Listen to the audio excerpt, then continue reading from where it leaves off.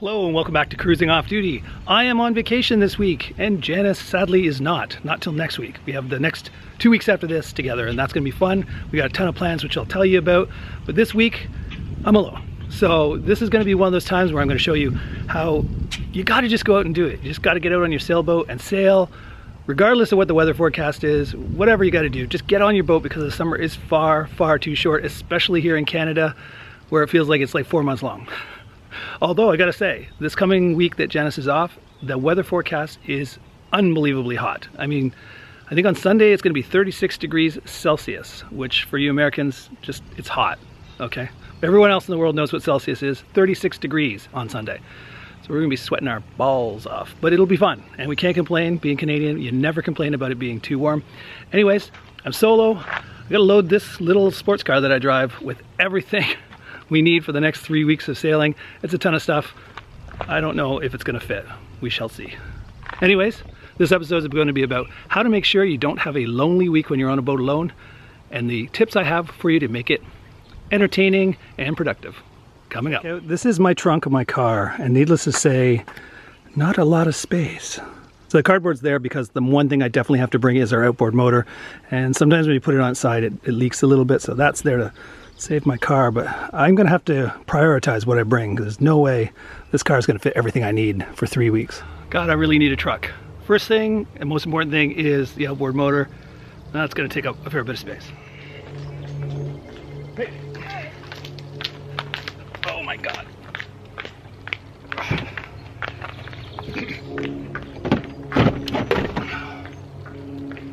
Let's hope it doesn't leak too badly. Well, in case you're wondering who I was just talking to there, we have roommates. I have a basement apartment. So all those people that are worried that when I tell people I'm on my boat, somebody's gonna break into my house, no worries. I have a roommate that lives with us and I have 4 tenants in the basement. So plenty of people at my house at all times. Okay, putting everything in the car in order of importance. I think dinghy comes first because we didn't have a dinghy. It's like not having a car and being stuck somewhere without any way to get around.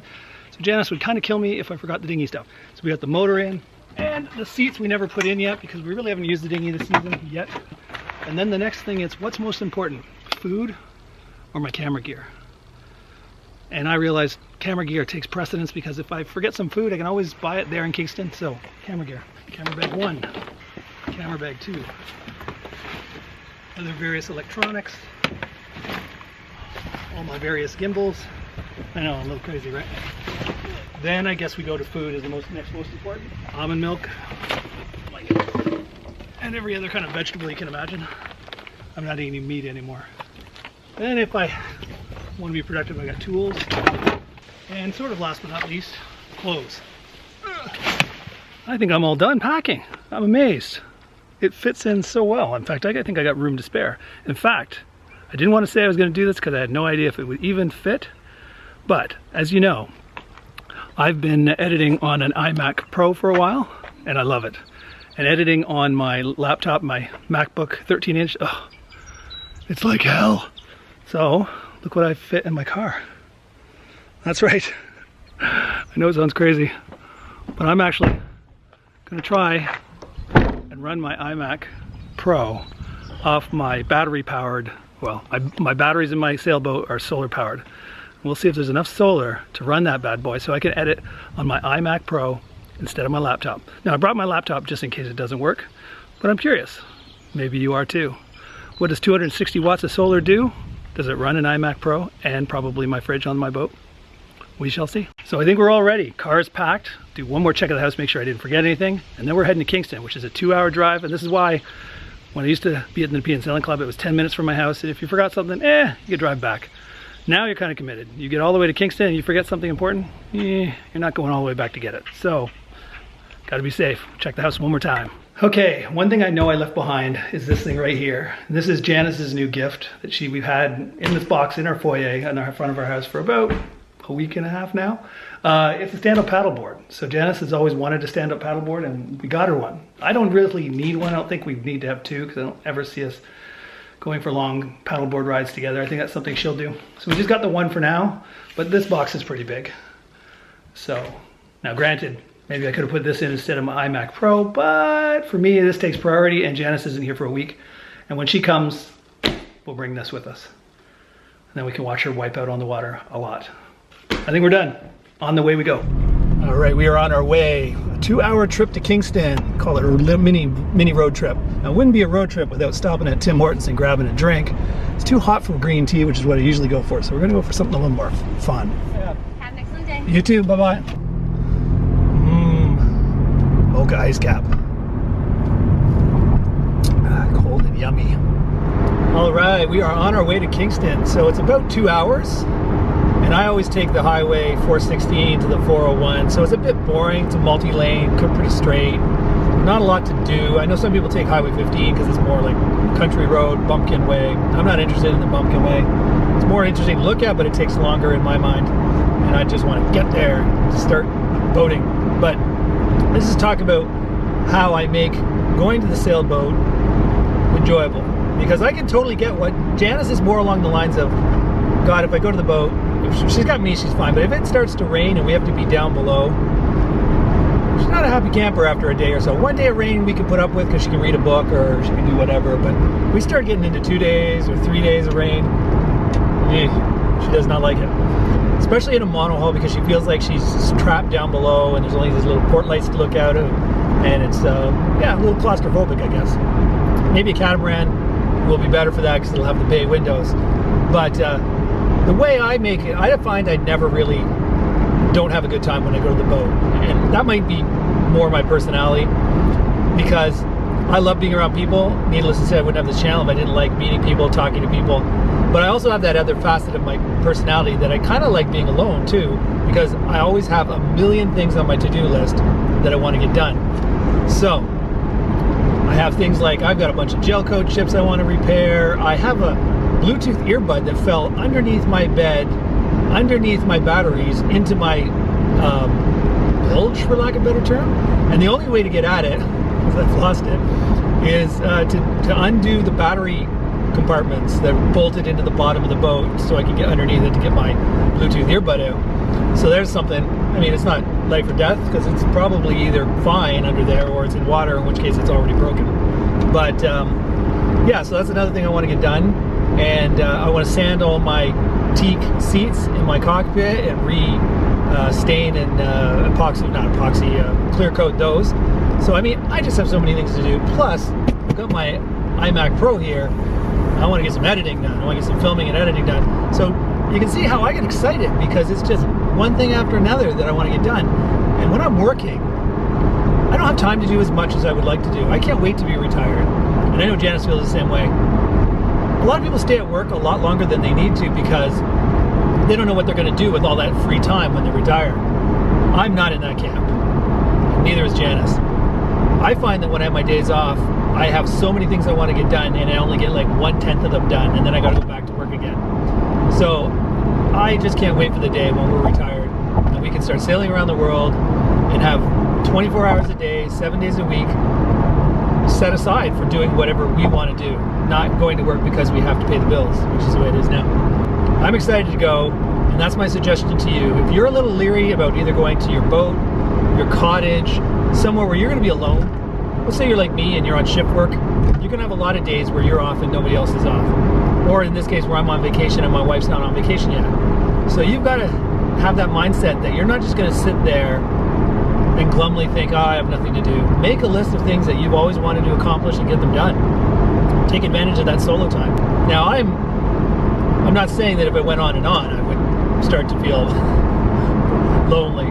But because eventually just tooling away on these little hobbies only lasts so long before you finally get to that point where you're like, hey, I haven't seen anybody in a while. But we live in modern times. So I guess really, if I'm on the boat, whether I'm in Kingston or wherever, and I want to see a friendly face, we have Skype, we have FaceTime, we have all these things where you can just call up your friends, family, whomever, and say, hey, how's it going, and chat by video conference call, which sort of feels like they're there.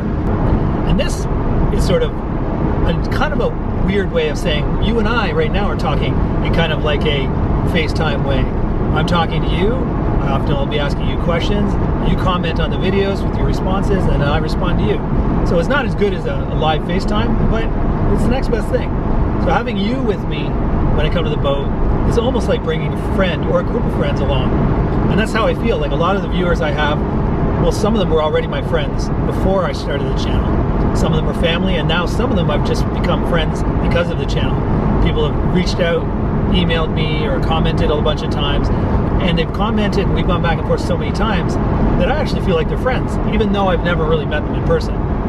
Now that's something I would like to do more of, where maybe we set up some sort of time where we say we're going to be somewhere, like the Indianapolis Sailboat Show would be a prime example, and we say we're going to be there, we're going to be at this venue at 3 p.m. on this day. If you happen to be at the Indianapolis Sailboat Show, let's all get together, have a drink, and maybe I can start meeting some of these people face to face, which would be pretty cool.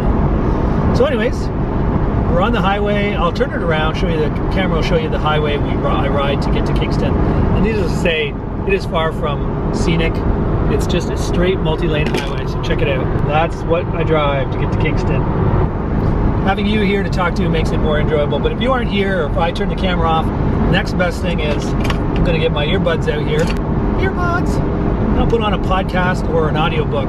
It's another thing I do when I'm on the boat alone, is if I'm on the boat alone, I listen to podcasts, I listen to audiobooks, and if I'm trying to get pumped up, like if I want to try and get a workout in, then I listen to music. So, bring audiobooks. If you're going to be alone, bring audiobooks, or bring a whole bunch of podcasts preloaded, and that'll also feel like somebody's there to talk to you. So, those are my words of wisdom about how to not feel lonely on a boat alone for many days. Talk to you later. Okay, I am here. Now, one thing I just realized. I'm here and I have my set of keys, and Janice is usually with me and unlocks the boat. So I'm hoping this little key that's on my keychain is the key to the boat, or I may have just driven 2 hours to Kingston for nothing. So fingers crossed I can get in the boat. All right, there's our boat. Well, clearly not the motorboat. There's our boat with the biggest Canadian flag we could possibly have. Overkill, perhaps? Compensating a little? No, it's just the only flag Janice got at the dollar store. All right, let's see if this key works. For God's sake, it better work. Oh no, no, it's not the right key. Oh my God. Can you believe this?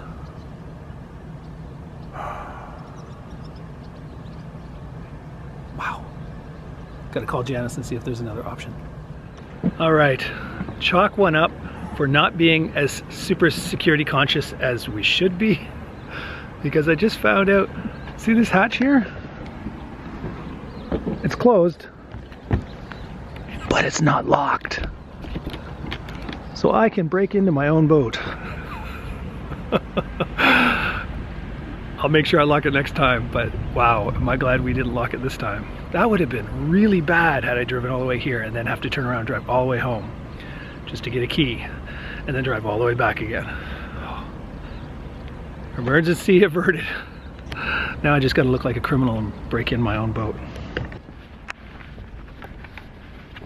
I'm in, and I gotta unlock the door. Okay, so I'm in, got the door unlocked. Still can't believe that I almost did that. While I was inside, I heard this problem we've been having lately where you get this kind of high-pitched squeal sound coming from this instrument bank here. The only thing that's turned on is the refrigerator. And as you can see, our voltage is topped up completely. Our solar panels have been working awesome. But for some reason, the fridge, you can pretty much hear it's not going. Listening to it, it's not really humming. Turned it up max. Oh, now you can hear that control panel going whee. If I wait a second, it'll do it again. And what we found is it makes that weird sound, and it's like the fridge goes into shutdown mode. It's cold, but it's not freezing. This cold plate should be frozen. The drinks are cold. Juice is cold. So everything's fine. It's just this thing should be frosty, and it's not. And I don't know what's doing it. We found out the way to fix it. I'll close it. You let me know in the comments if you can figure out a way. There, I don't know if you heard it. I was talking over top, but there's a squeal sound. Turn this off, and then I'll wait about, I don't know, a minute, and then I'll turn it back on, and it's like it resets the system, and then the fridge works normal. In fact, the ice box will get all frosty, and we can make ice, and it's great. But then, I don't know, after a certain amount of time, it'll do this weird thing where that thing starts to make a little beep sound, and then the fridge just goes into like ultra low. It stays cold, but not frosty cold. And I don't understand what's doing that. So please do us a favor. If you have a cold machine like this in your fridge, and you know why it's doing that, where it works great until all of a sudden it's like in slow, really low mode, and maybe you have a circuit breaker like this, and it does a weird high pitch beep every once in a while. I don't know. It's a mystery to me. We've never had it before on the season. And I would think it's like my propane or my Freon or whatever the fridge uses isn't topped up enough, but when it does work, it works great. So clearly it's not the coolant. It's some sort of electrical issue. Janice always goes, is it gonna set the boat on fire? And I'm like, I don't think so, but I don't smell any smoke when it does that high-pitched beep, but certainly not working the way it should be. This could be an issue. I don't have ice, and that thing's barely running. I'm gonna go check the compressor out in the lazarette. Okay, here's the lazarette. Oh, it's humming in here. Oh, there we go. I just heard the squeal. So it comes on. Oh, you hear that? So that high-pitched squeal is not coming from our control panel. It's coming from this thing. So this thing's cycling on and off. I'm still at the marina. I have internet here. My friend is YouTube. Chances are there's somebody out there that has a reason why this thing is cycling on and off. I might also put my my compression gauge on that to see if it's way too low. There, you hear that? Okay, definitely this is the problem. All right, actually before I work on the fridge, I should probably unload my car of all that food and my fancy schmancy computer. I don't want to leave that in an unlocked car for too long in the heat. And get that in the boat, and then number 2 step will be figure out this fridge. So how's that? We'll do that together. $7,000 of, oh baby, that's a lot of computer for our sailboat. Gotta put that on first. I know you probably think I'm crazy for bringing it on the sailboat, and I gotta say I feel a little crazy as well. This thing is huge for the inside of this boat, but I brought it and I want to test it, see if the solar can handle it. But yeah, I'm walking down the dock, and there's a couple at a sailboat seeing me walk by, and they're like, hi, and they see me carrying this computer, and I'm like, hey. They're probably like, what the hell? What's he bringing that on a sailboat for? Oh well, nobody said I was sane. Yeah, thank goodness for carts. Luckily that was one trip. First thing is get this outboard that was in the back car leaking into the dinghy. It doesn't seem to like to be on its side.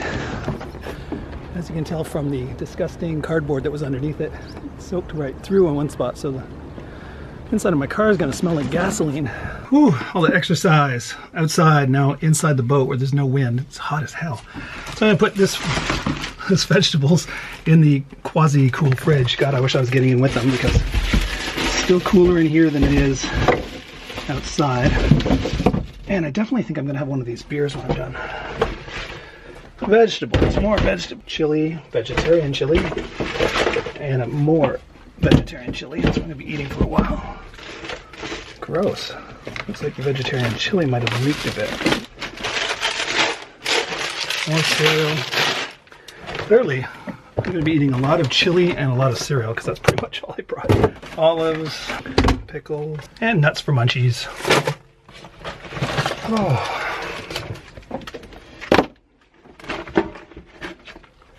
Aha, blueberries.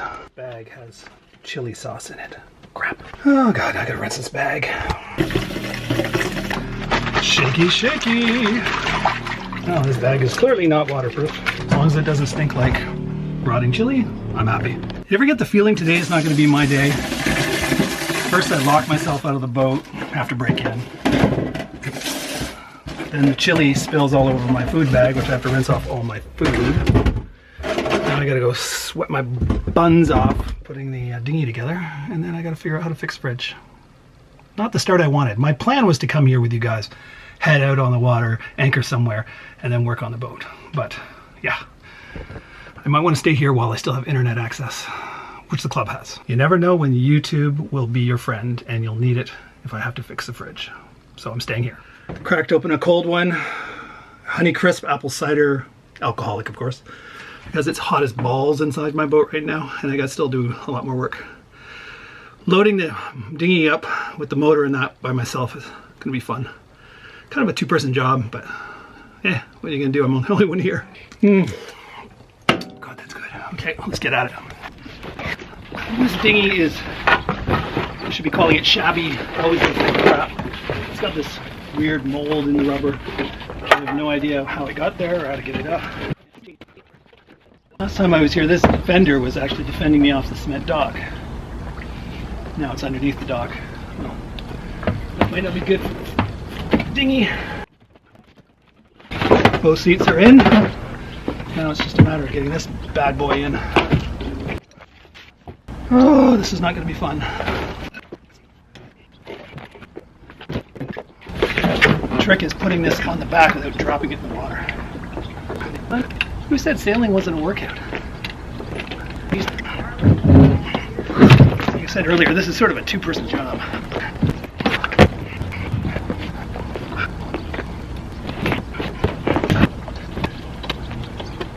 Okay. Covered in grease, but it's on. So, should I test it now, or? Sure, let's test it.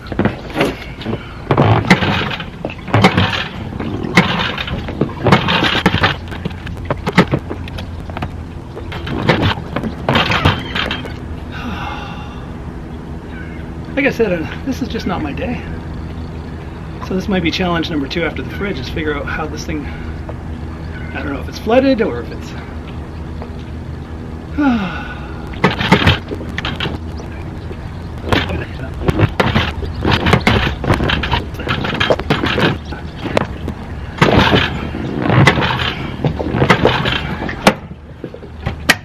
my God. Sweating to the oldies.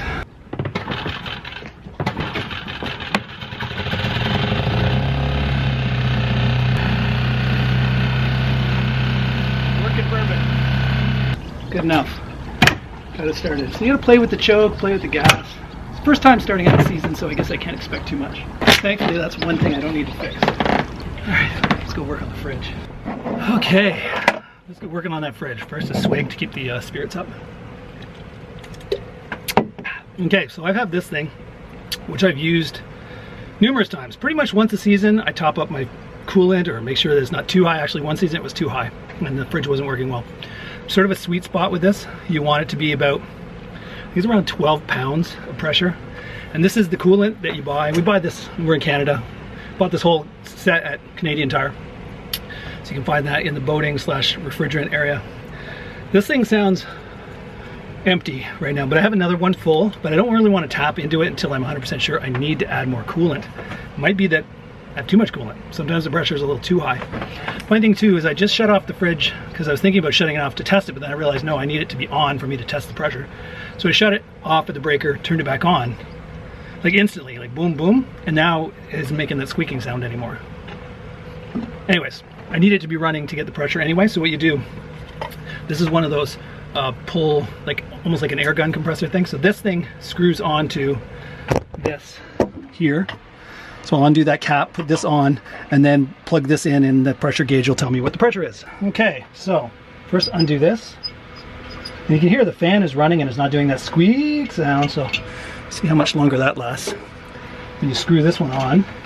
And if you've ever used an air gun compressor, that's the same kind of nipple that they have, and then you just put this on. And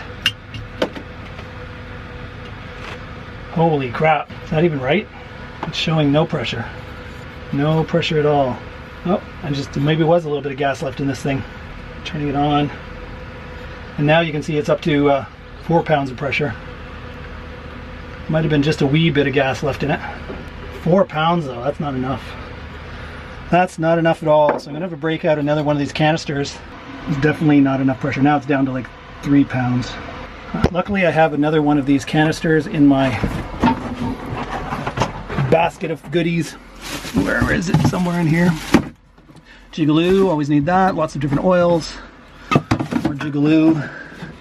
What's this stuff? Stainless steel polisher. Oh, spider blast. Yeah, you need that. Spider band. Sailboats are like, spiders search out sailboats. Don't ask me why that's still there. It's from my bow before the collision. Oh, there it is. I see it. Aha. That's it. Looks rusty, I know, but it's unsealed. Never been used. So it's RedTech 12A is what my, and this is called a cold machine. Alder Barbor, actually that's who makes it.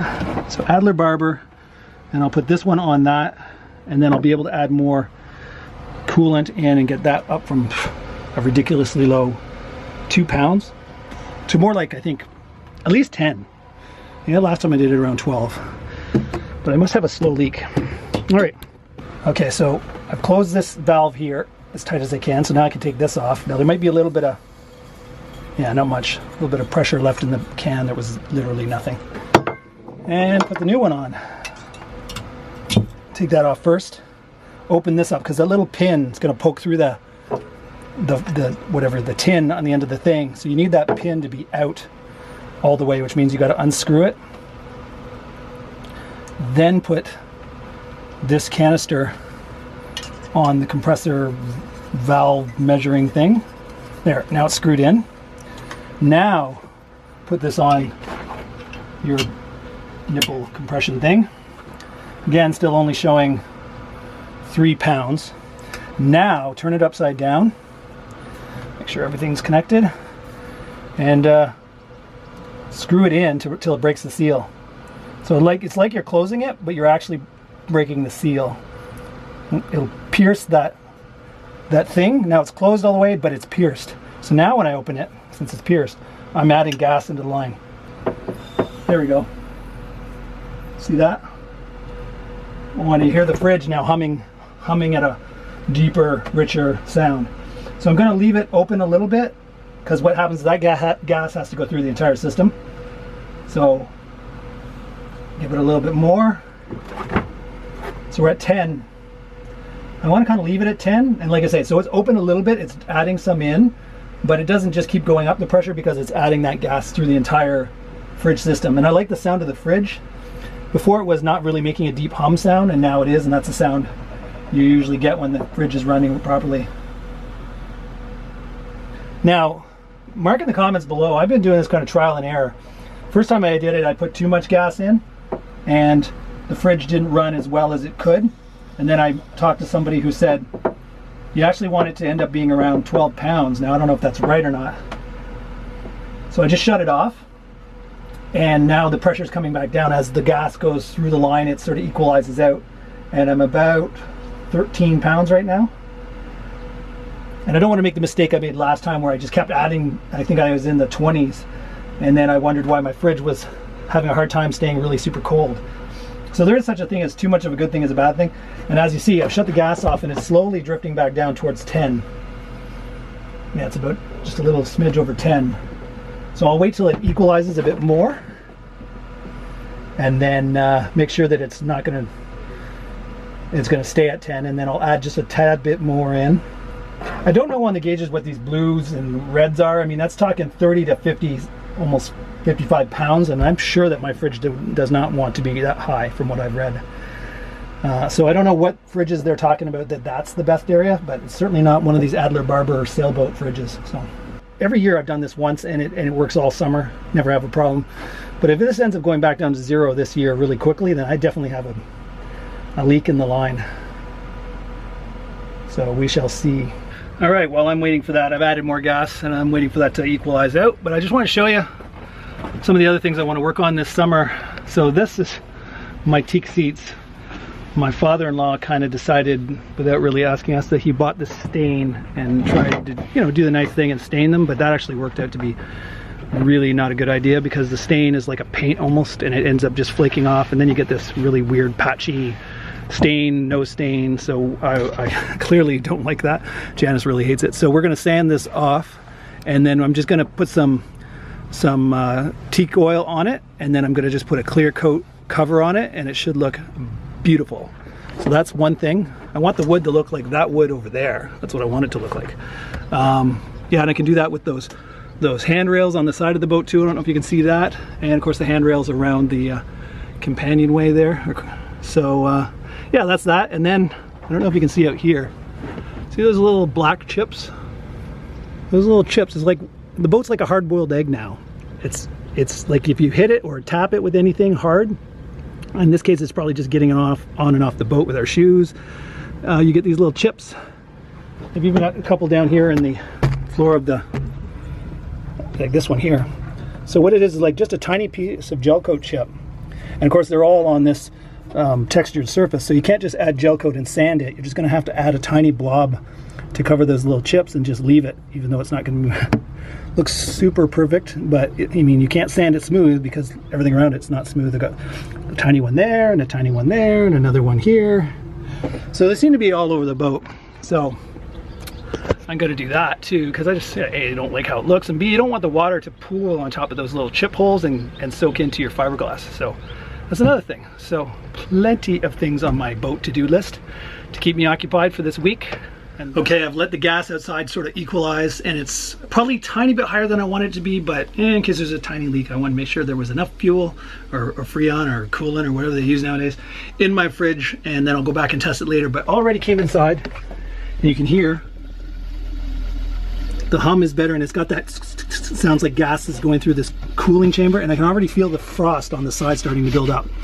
So we are definitely in business, and that's going to make everything so much better to have a working fridge.